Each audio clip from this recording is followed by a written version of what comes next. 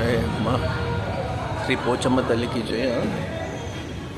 రేపటి నుంచి ఇక్కడ తెలంగాణలో బోనాలు అన్నమాట, హైదరాబాద్లో. సో అమ్మవారికి చాలా మంచిగా అలంకరణ చేస్తున్నారు పువ్వులతో వాటితో. సో రేపే బోనాలు. ఈరోజు యాక్చువల్లీ ఫ్రైడే వస్తాను, ఎవ్రీ ఫ్రైడే అమ్మ దగ్గరికి. అనుకోకుండా నిన్న పెద్ద వర్షం ప్లస్ మర్చిపోయాను నిజంగా చెప్పాలంటే సాటర్డే, సో రావడం అవ్వలేదు. ఈరోజు వచ్చాను అనమాట. సో అమ్మ ఒకసారి అలాగా చూసి అమ్మని వెళ్ళిపోదామని. సో బోనాలకి బాగా అలంకరించారు మంచి పువ్వులతో, ఇంకా గుడి అంతా అలంకరించారు అన్నమాట. మొత్తం పువ్వులే ఉన్నాయి, మొత్తం ఎక్కడ పడతాడో పడిపోయి. ఇక మీకు చూస్తే తెలుస్తున్నది కదా, క్లీన్ చేస్తారు.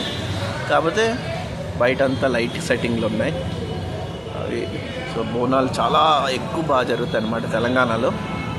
నాకు అంత ఐడియా లేదు బోనాల గురించి, కాకపోతే ఒకసారి రెండుసార్లు చూశాను ముందు హైదరాబాద్ ఉన్నప్పుడు. సో అది బోనాలు ఈరోజు అంటే సాటర్డే 18 17 కాదు 18 అనుకుంటా. సో రేపు 19. సో ఈరోజు సాటర్డే అన్నమాట. జూన్ కాదు సారీ జూలై. ఏంటో డేట్లు కూడా మర్చిపోతున్నాం. సో ఆఫీస్లోకి వెళ్ళి పడిపోయింది. సో అది శ్రీ పోచమ్మ తల్లికి జై.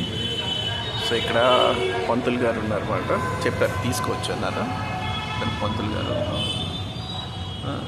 సో ఇది గుడి ఇలా ఉందన్నమాట.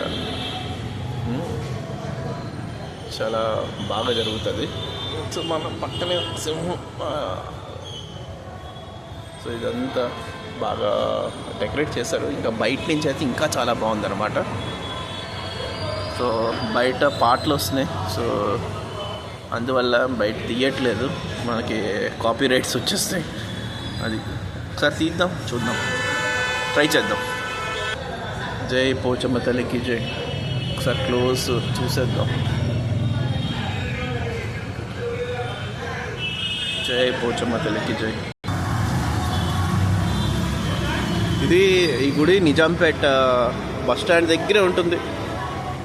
చూడండి మొత్తం డెకరేషన్లో ఉంది, మొత్తం అంతా గుడి మొత్తం రోడ్లన్నీ డెకరేట్ చేస్తారు. ఇదే బస్ స్టాండ్ అన్నమాట. సో ఇది సుబ్రహ్మణ్య స్వామి. జై పోచమ్మ తల్లికి జై.